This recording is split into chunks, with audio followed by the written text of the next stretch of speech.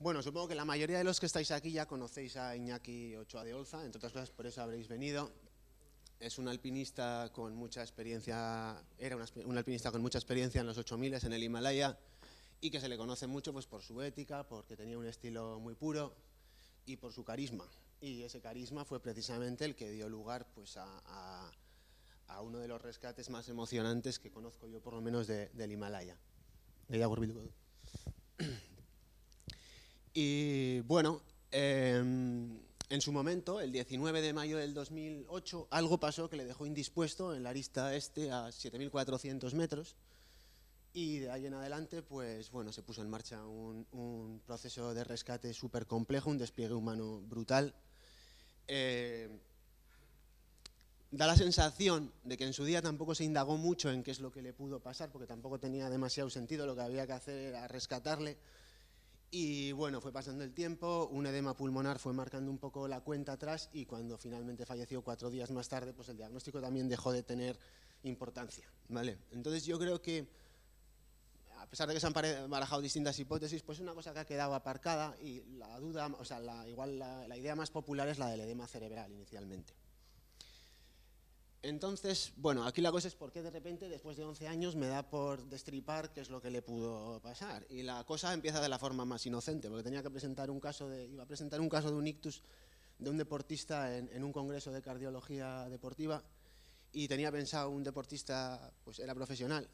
Y en principio ya lo tenía medio preparado y en el último momento pensó que igual se empezaban a relacionar los datos y que se podía reconocer. Bueno, pues, en fin, prefirió mantenerlo anónimo en todos los sentidos y al final me quedé sin caso. Y bueno, la primera vez que me leí la historia de los 14 de Iñaki, que me lo leí en la versión manuscrita, que se iba a titular Hola Hueli, la verdad es que yo me lo leí y no hice ninguna crítica de nada, me lo pasé cañón y punto. Cuando salió el libro me lo compré, me lo leí por segunda vez y ya sí que de alguna manera algo leí ahí que no me terminaba de encajar y me quedó la cosa de que aquello no había sido un edema cerebral, pero tampoco le di demasiada importancia. Me pasó un poco lo mismo que creo que pasó en ese momento.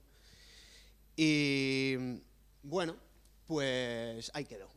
Y cuando estaba buscando una alternativa para presentar para el congreso, pues al final me vino a la cabeza esto. Yo me acuerdo que iba conduciendo en la furgoneta, íbamos a una casa rural, iba Loichune, que es mi pareja al lado, los niños atrás dormidos, y de repente empezaban a venirme ideas pues acerca del caso de Iñaki, como si todo lo que recordaba del libro empezase a cuadrar y a tener un cierto sentido como para presentar en un congreso.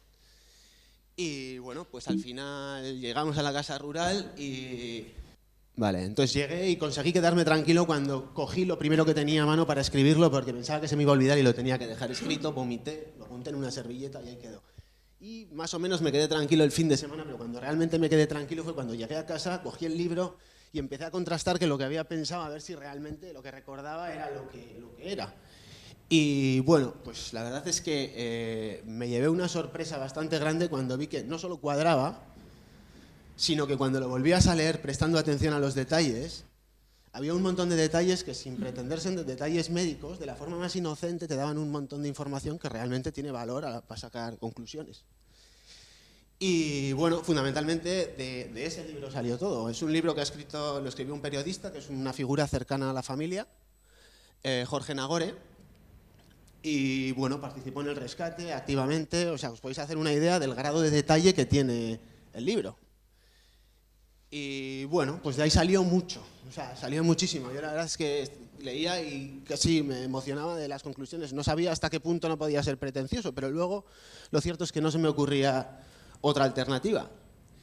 Y bueno, pues ves la peli, en la peli también hay testimonios, hay información, hay fotografías. Servía como para enriquecer un poco la historia.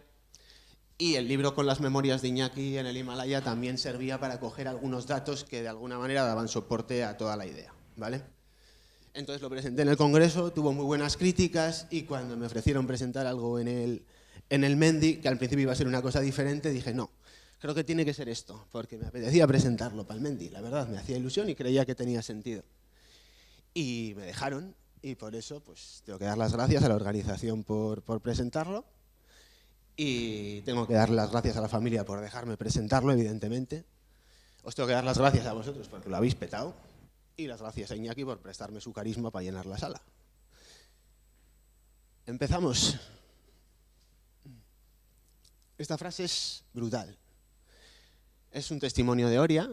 De su boca no sale una sola palabra con sentido, vomita, tose y se derrumba en el interior de la tienda. Oria cree que tiene el lado izquierdo del cuerpo paralizado.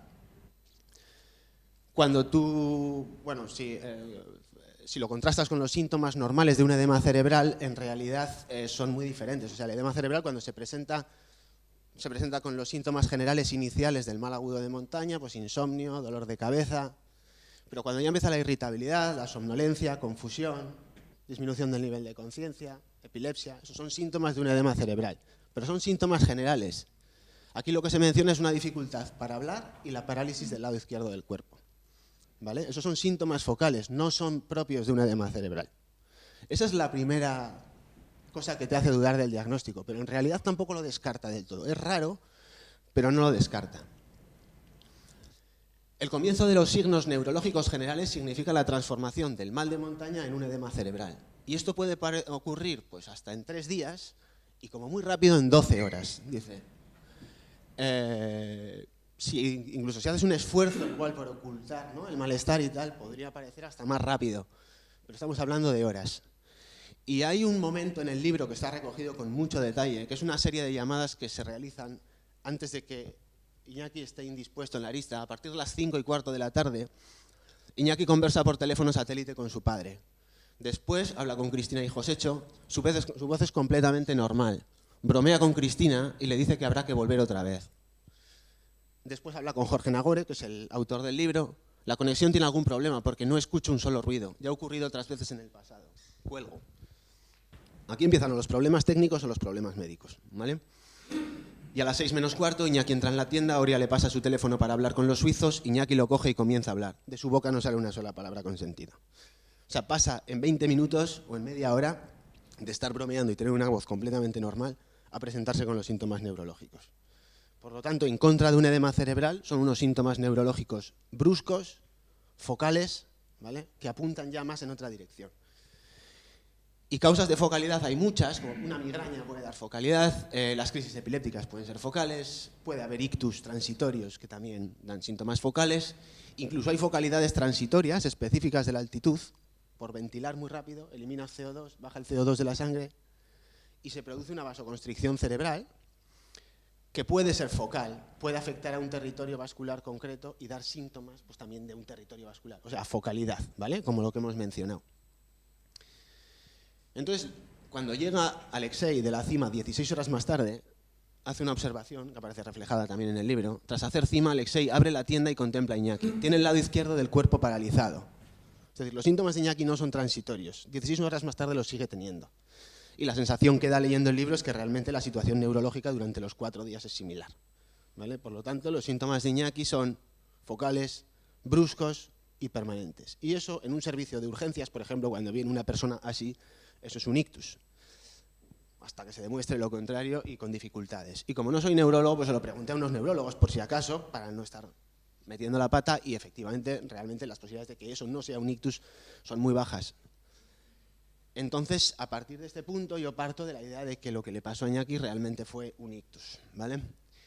En algún momento en el libro se menciona también esa posibilidad, e incluso en algunas partes también he leído por ahí como que alguien ha considerado la posibilidad de que fuese un ictus. La cosa es que ictus es decir muy poco. Un ictus puede ser hemorrágico, es decir, puedes tener un sangrado dentro del cerebro que te da los síntomas, o puede ser isquémico, y uno es un sangrado y el otro es un trombo obstruyendo alguna arteria. Para que se produzca un sangrado, generalmente hace falta que te suba la tensión bruscamente, o tener alguna malformación en el cerebro asociada a una subida de tensión.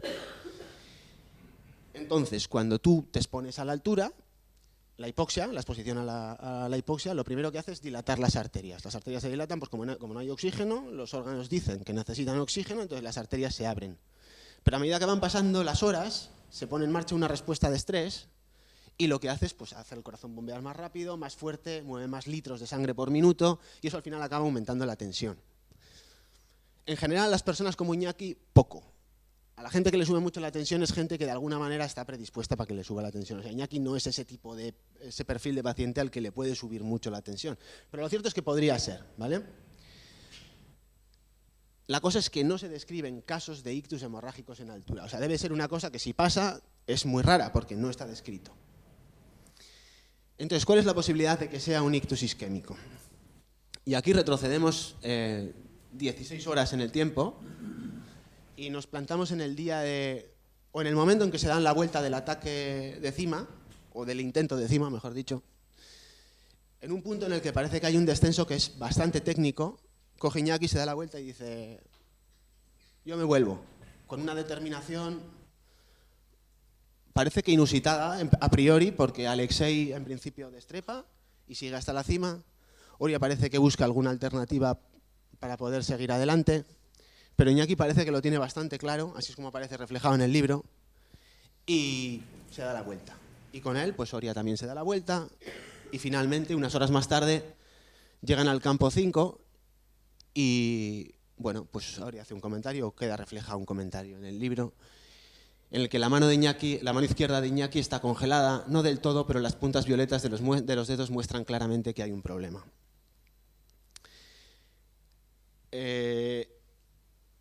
Estos son unas diapositivas de aclimatación que vamos a ver muy rapidito, ¿vale? Para entender un poco el tema de las congelaciones, la relación que pueden tener con la naturaleza isquémica del ictus. En cuanto te expones a la altitud, los pulmones empiezan a ventilar más, pues para conseguir más oxígeno de la atmósfera. Esto hace que elimines CO2, esto hace que la sangre se vuelva alcalina. Ventilar mucho con un aire muy seco hace que pierdas mucho agua a través de la respiración, la sangre se concentra. Después los riñones intentan compensar esa alcalosis, esa pérdida de ácidos por la ventilación, eliminando bicarbonato por la orina, generando más orina, concentrando todavía más la sangre, y por una respuesta hormonal que lo que hace es todavía perder más líquido a través de los riñones, y además produce eritropoyetina para que se empiecen a producir todavía más glóbulos rojos. Entonces, a lo largo de los días, semanas, se producen más glóbulos rojos, aumenta la masa de Matías, aumenta la concentración de Matías en sangre, y la sangre se va volviendo más viscosa.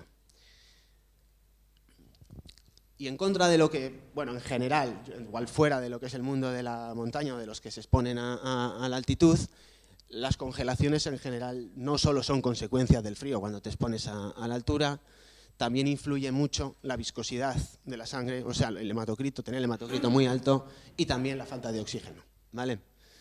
Y como dice Kilian, lo más interesante es estar aclimatado no más allá de 47-48 de hematocrito para evitar el frío y problemas en pies y manos. Un hematocrito alto se nota mucho ya con el frío. La proverbial facilidad de Iñaki para generar glóbulos rojos tal vez le esté pasando factura en forma de sangre mucho más espesa de lo deseable. Ese aumento de la masa de Matías, que es lo que te permite rendir en altura, en realidad es un arma de doble filo porque lo que hace es favorecer las congelaciones. Y 4 años antes, curiosamente, a modo de anécdota, bueno, pues Iñaki tuvo un pico de forma como muy marcado y que incluso fue noticia en el K2 y coincidió también con unas congelaciones en las manos. O sea, es como cómo se relaciona en el tiempo, ¿no? El aumento del riesgo de congelaciones con el aumento del rendimiento en montaña. Y el aumento de la viscosidad es la primera pista a favor de la naturaleza isquémica del ictus en el caso de Iñaki. Pero es que además, a diferencia de los ictus hemorrágicos, los ictus isquémicos sí que están descritos en altura y encima con generosidad. Y las complicaciones, bueno, de un estudio que se hizo con 20.000 individuos que ingresan en un hospital en la India a lo largo de año y medio, lo que hacen es comparar a los que vienen de altitudes de 5.000, 6.700 metros de los que vienen del nivel del mar. Y ven que las complicaciones trombóticas son 30 veces más frecuentes en altitud que en la gente que viene de alturas normales. Entonces, si las probabilidades de un ictus isquémico frente a un hemorrágico son de 6 a 1 a nivel del mar, pues teniendo un poco en cuenta las condiciones en las que estaba Iñaki, las posibilidades de un ictus isquémico son mucho mayores de lo que podría uno esperar a nivel del mar, ¿vale? Entonces, este es otro punto de partida para asumir un diagnóstico que sería la naturaleza isquémica del ictus, un ictus isquémico, ¿vale? Igual os parece un poco osado asumir diagnósticos a medida que avanzamos en el razonamiento, pero si realmente fueseis conscientes de cómo se toman las decisiones muchas veces en la consulta, o cuál es el nivel de certeza que manejamos para tomar decisiones en la consulta, os sorprendería. Muchas veces se toman decisiones de tratamientos agresivos con mucha menos seguridad. Incluso peor, muchas veces se toman decisiones con mucha más seguridad y años más tarde te das cuenta de que habías cometido un error, ¿vale? En cualquier caso, en este caso es lo mejor que podemos tener. partiendo de la base de que fuese un ictus isquémico, que es lo más razonable, quedaría saber de dónde viene el trombo. Y aquí es donde realmente la cosa se empieza a poner un poco atrevida en el libro, ¿vale? Entonces, los trombos se pueden formar en las arterias, en las propias arterias que irrigan el cerebro, o de camino, y liberarse y embolizar y dar el ictus. Se podrían producir en el corazón, ¿no? Esto que se llama una cardioembolia, o se podrían producir en el sistema venoso y llegar de alguna manera hasta la circulación arterial. Esto es lo que se llama embolia paradójica, porque en teoría es algo complicado. Cuando empiezas a leer a partir del momento en el que llegan al campo 5, aparece un nuevo síntoma. Oria le quita a Iñaki las botas porque este no se maneja bien con las manos. Iñaki parece muy cansado. Tú primero, Oria. El rumano, 10 años más joven que el navarro, rara vez ha marchado delante de su amigo. Iñaki no solo es más fuerte que él, sino que tampoco se esconde a la hora de abrir huella. Oria ve claramente que su amigo está más cansado de lo habitual. Algo raro, pero en ningún momento preocupante. No siempre se tiene el mismo día. Oria le marca los teléfonos de Cristina y Josecho, que también le ven fatigado, aunque lo normal tras el esfuerzo realizado. Bromea con Cristina. O sea, parece que hay una cierta insistencia o que, bueno, el síntoma de la fatiga se vuelve muy protagonista en este punto de la historia, ¿vale? Entonces, la fatiga en realidad en altura es una cosa muy normal, hay menos oxígeno. Por un lado, la cantidad de sangre que es capaz de bombear el corazón también es menor. Como no tenemos bicarbonato, enseguida hace acidosis y eso también fatiga. O sea, los motivos para fatigarse en altura son muchísimos. Un cierto grado de edema pulmonar también es muy habitual y todo eso se va sumando y es lo que hace que la gente se mueva tan despacio cuando está allí, ¿vale? Pero la cosa es, realmente era un mal día en el caso de Iñaki porque, rescatado del libro, de un testimonio de Alexei, salen una serie de comentarios. El primero en salir fue Iñaki de la tienda, esa madrugada, del campo 5, en dirección a la cima. Después Oria y yo el último. Cerré la tienda y empecé a subir por las cuerdas tras ellos. Al final de la cuerda me esperaron. Iñaki alcanza muy rápido las cuerdas fijas que instaló con Alexei. Alexei y Iñaki resuelven los 50 metros de desnivel que les restan hasta alcanzar la caída. Oria les sigue desde unos cuantos metros. O sea, realmente a la mañana, cuando se empiezan a mover, Iñaki parece que se mueve con total normalidad. No da la sensación de que tenga un mal día. Por alguna razón, a partir de ese momento, no sé exactamente qué momento, Iñaki empieza a experimentar un cansancio inusitado, ¿vale? Por lo tanto, no se le puede atribuir a la altura, algo más le tiene que estar pasando.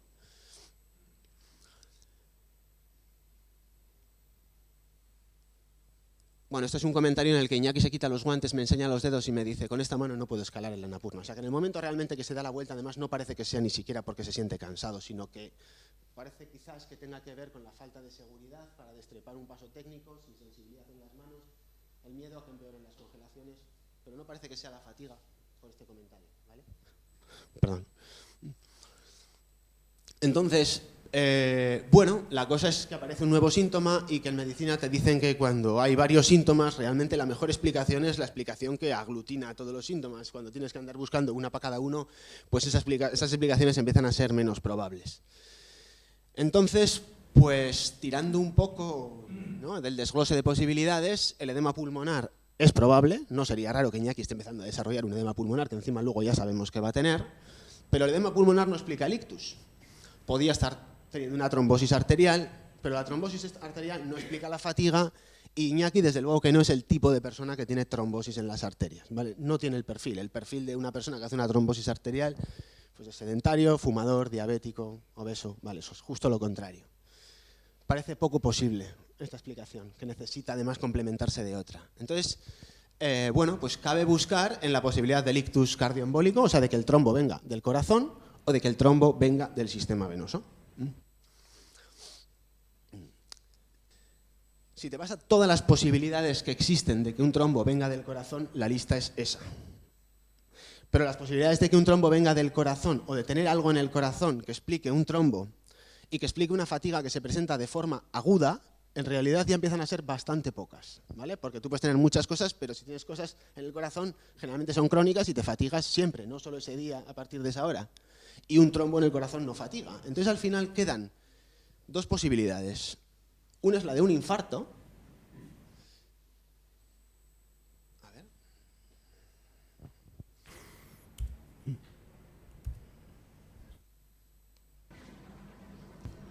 Eso es cuando tienes un infarto hay una zona del corazón que se deja de mover. Entonces, si hay una zona del corazón que se deja de mover y si la sangre está viscosa por la altitud, por la hemoconcentración, pues en esa zona se podría producir un trombo, que es lo que veis ahí en blanco en la punta del corazón. Veis que hay una zona del corazón que no se mueve y el trombo se montaría en esa zona, ¿vale? Además, esa zona del corazón que no se mueve no bombea sangre y produce fatiga, ¿vale? Entonces, esa sería una posible explicación para la fatiga y la embolia. Pero en realidad es bastante rebuscada. O sea, si tú te pones a imaginar esto, hace falta que se alineen unos cuantos astros para que esto pase. Y lo mismo que Iñaki no tiene el perfil para que se produzca una trombosis en una arteria, ¿no? Tampoco tiene el perfil de la persona que hace un infarto. Pero bueno, podría ser. En cualquier caso, es bastante rebuscado. Si nos vamos a la otra posibilidad de que el trombo venga del corazón y produzca fatiga de forma aguda, aparece la fibrilación auricular, que es una arritmia típica de los abuelitos y de las personas de mediana edad, 40, 50 años, que han hecho mucho deporte a lo largo de su vida. Con lo que en realidad Iñaki sí que tiene el perfil de la persona que puede tener una fibrilación auricular. Y cuando entras en fibrilación auricular, pues las aurículas, que son estas cavidades que veis aquí, pasan de contraerse pum, pum, pum, a contraerse de forma desorganizada y a casi no mover la sangre que hay dentro de ellas. Entonces eso, evidentemente, cansa y además de cansar, favorece que se formen trombos dentro de la aurícula. ¿Vale?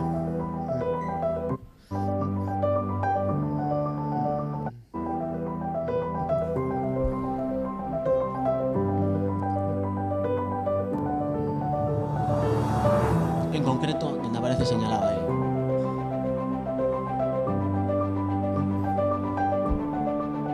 Si os fijáis, lo que se ve ahí en gris es sangre que no se mueve. Al final va cogiendo una textura gelatinosa, ahora le meten contraste y la sangre que se contrasta en blanco es la que sí que se mueve, ¿vale? Lo que veis ahí en blanco se mueve, lo que veis en negro no está entrando el contraste porque está como ya muy organizado, eso es un trombo. Si de repente a ese trombo le da por soltarse, alcanza la circulación arterial y te produce el ictus, ¿vale? Y la fatiga porque las aurículas se han dejado de contraer con eficiencia o con eficacia. Entonces, la fibrilación auricular, que realmente está en unas condiciones favorables para que se produzcan en altura, porque realmente el cambio del medio interno cuando te expones a la altitud es brutal y cada uno de los cambios que se produce podría producir o sea, favorecer que comience con una fibrilación auricular. Pues era mi primera apuesta cuando yo iba en la furgoneta conduciendo y la verdad es que esta era la idea que tenía de presentar en el Congreso. Pero cuando llegué a casa y empecé a leer y empezaron a salir todas las cosas, ya pues empecé a leer además algún artículo por ahí aparte que no conocía y empecé a plantearme que por lo menos habría otra posibilidad, ¿vale? Y es la posibilidad de la embolia paradójica. Para que se produzca una embolia paradójica se tiene que producir un trombo en el sistema venoso. Se va acumulando la masa de trombos en la vena y puntualmente se pueden soltar, siguen el circuito normal de las venas, pasan al aurícula derecha, ventrículo derecho, a los pulmones, se quedan en los pulmones y producen una embolia pulmonar. Esto en realidad nos puede pasar a casi todos, lo que pasa es que el cuerpo de alguna manera se busca la forma para solucionarlo, es decir, se forma un trombo, llega a los pulmones, es pequeñito, el sistema fibrinolítico se encarga de deshacerlo y podemos vivir en ese equilibrio sin desarrollar la enfermedad perfectamente, ¿vale? Esto es una situación habitual. Si tú te expones a una situación en la que se favorece la formación de trombos, pues ya es más fácil desarrollar los síntomas de una trombosis venosa o de una embolia pulmonar. Pero como hemos dicho, son sistemas independientes, no existe paso del sistema venoso, en azul, al sistema rojo arterial para producir el ictus, porque pasa a la circulación pulmonar que hace de filtro y se queda ahí atrapado, ¿vale? Entonces hace falta algo más. Y ese algo más es un agujero que suele estar dentro del corazón entre las dos aurículas. Si yo os preguntase con qué frecuencia creéis que está ese agujero en la población, y digo, levantar la mano los que creáis que está en el 1% de los individuos, en el 5% de los individuos, en el 10% de los individuos, en el 25% de los individuos. Vale, pues sí, en el 25% de los individuos de la población general, ¿vale? Pero Iñaki no es la población general, Iñaki es una persona joven que ha tenido un ictus, y las personas jóvenes que han tenido un ictus, pues por descarte empiezan a ser más de 1 de cada 4 los que tienen realmente ese agujero, ¿vale? Pero no solo eso, sabemos que Iñaki tuvo un edema pulmonar. Nancy puede oír de fondo la respiración de Iñaki. Es obvio que tiene fluidos en los pulmones. De un estudio en la Capana Regina Margarita a solo 4.500 metros, se sabe que las personas que han tenido o pueden tener o van a tener un edema pulmonar tienen un foramen oval permeable en el 70% de los casos, ¿vale? Ese agujero lo tienen 7 de cada 10 personas como Iñaki, que sabemos que acaba teniendo un edema pulmonar. Por lo tanto, esto empieza a cobrar como un cierto sentido, ¿vale?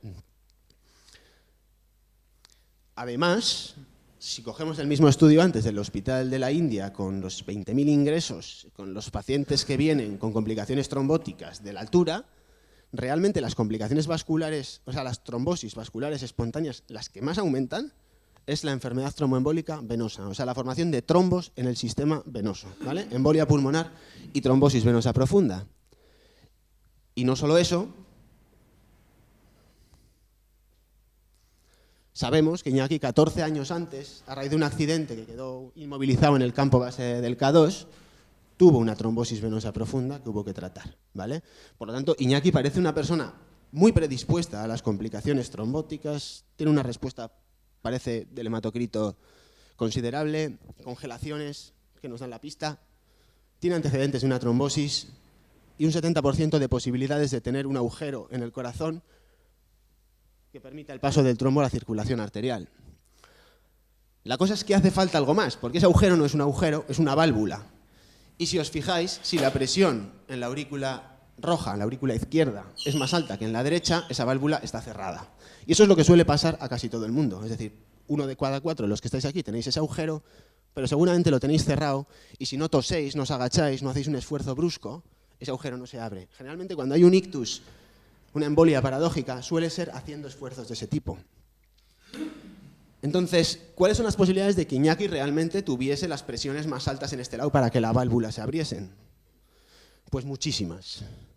Cuando te expones a la altura, a diferencia en el resto de las arterias del cuerpo, las arterias de la circulación arterial se cierran, no se abren, esas se cierran. No es un mecanismo de aclimatación. Cuando das Viagra a los alpinistas, aumenta su rendimiento alpinístico precisamente porque produce una reacción de vasodilatación en la circulación arterial pulmonar. O sea, que no parece que esto sea una cosa de la aclimatación, sino parece que una adaptación a alguna otra cosa. Si tú tienes una neumonía y tienes pus en los pulmones y no entra oxígeno a esa zona del pulmón, te interesa que esas arterias se contraigan para redirigir la sangre a las zonas que sí que tienen oxígeno. El problema es cuando realmente no hay oxígeno en ninguno de los alvéolos del pulmón porque no hay en la atmósfera. Entonces, esa reacción sí se vuelve en tu contra. Todas las arterias se contraen, aumenta mucho la presión arterial pulmonar. Si estás haciendo esfuerzo, todavía aumenta más la presión en la arteria pulmonar. Y esa presión en la arteria pulmonar, primero, se transmite hacia atrás, hacia el ventrículo derecho, a la aurícula derecha, la azul, aumenta la presión por encima de la aurícula izquierda, se abre y pasan dos cosas. Que puede pasar el trombo y que pasa sangre sin oxigenar por los pulmones. Y eso también cansa, ¿vale? Por lo tanto, aquí aparece otra explicación para el posible cansancio de Iñaki. Y además sabemos que la hipertensión pulmonar es lo que tiene que pasar para que se produzca el edema pulmonar, ¿vale? El edema pulmonar se produce porque al final la subida de la presión no es homogénea y bueno, pues algunas zonas reciben más presión que otras y las zonas que reciben más presión al final son las que el líquido sale y se hace el edema pulmonar. Para tener un edema pulmonar tienes que tener hipertensión pulmonar. Por lo tanto, Iñaki en realidad cumple todos los boletos para tener un agujero, tenerlo abierto y tener un trombo en el sistema venoso. Encaja, pero nos queda por saber por qué iba a ser mejor esta alternativa que la de la fibrilación auricular. Porque en principio tenemos dos teorías que encajan bastante bien toda la historia.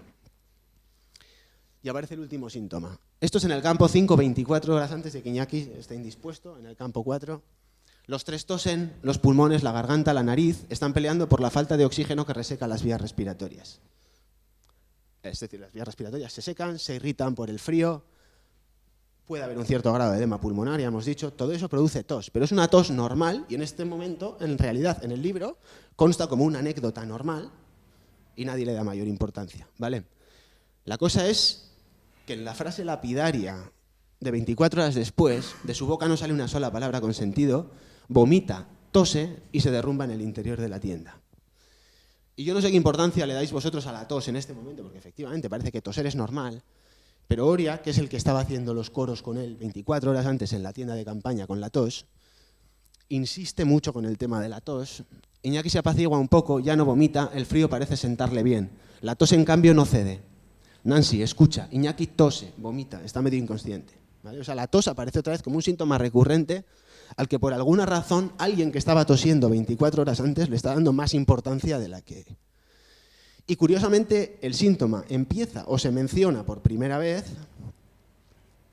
en el mismísimo momento que comienza con los síntomas neurológicos, o sea, a la vez, síntomas neurológicos y tos.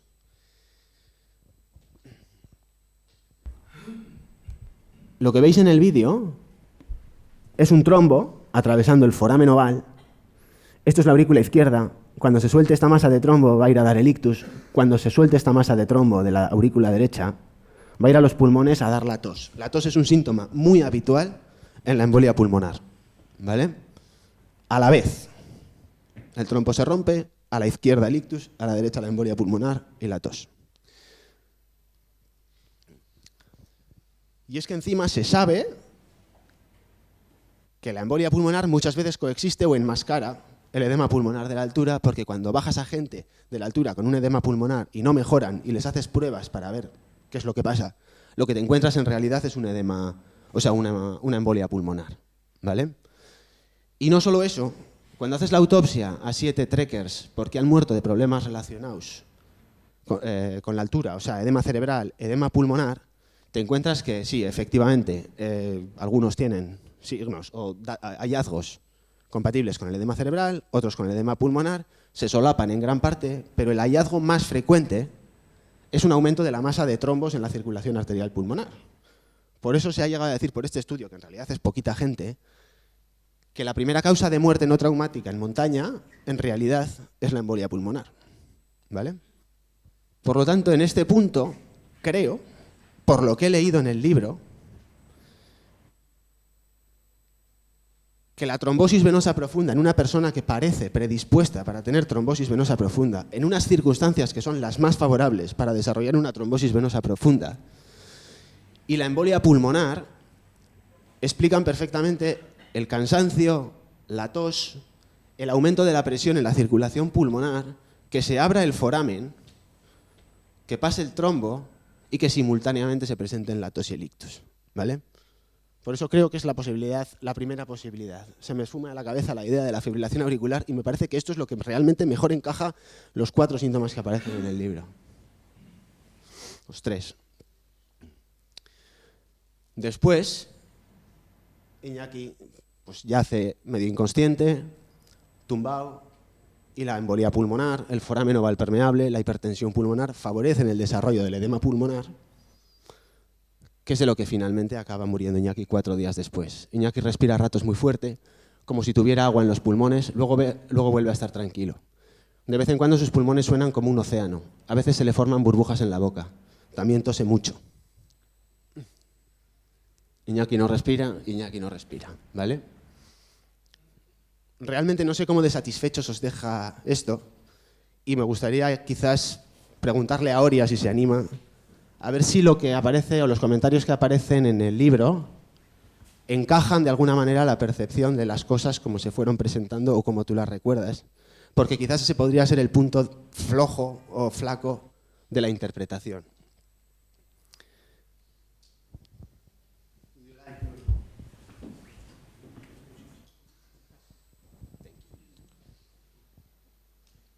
Okay, hello. I think the things in the book are very accurate because we talk a lot with Jorge Nagore, and the theory, I think it's very interesting and quite complicated if you are not a cardiologist. I'm only dentist and it's still difficult to understand all the mechanism, but I think, yeah, it makes sense. For me, one of the important things, I don't know if it's written in the book, but I think it's important. Iñaki did not want to take aspirin.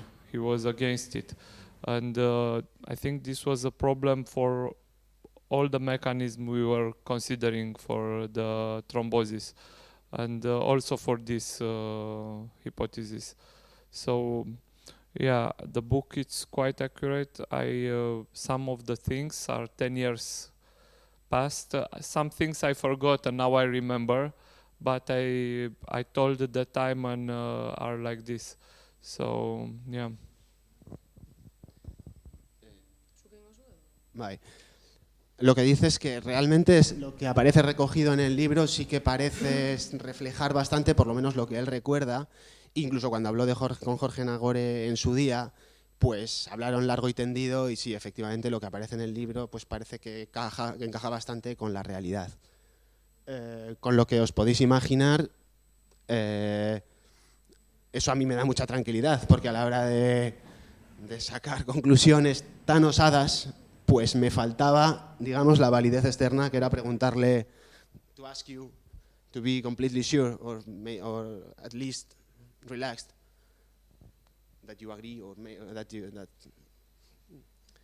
O sea que, dicho esto, solo os voy a pedir un favor, y es que saquéis todos el móvil, que sé que todos tenéis uno, y que tecleéis Fundación Iñaki Ochoa de Olza. Seguro que la conocéis. Si no la conocéis podéis trastear. La verdad es que es una iniciativa muy bonita, que la empezó él poco antes de morir y la dejó a medias y la cogió la gente cercana de la familia y la siguen sacando adelante desde hace 11 años, ¿vale? Entonces hay muchas formas de colaborar. La más sencilla de todas es pinchar en el botón de compartir y poner alguna frase como ¿conocíais esta iniciativa? Es muy bonita. Y compartirla con todos los contactos que consideréis oportunos. ¿Vale? Gracias.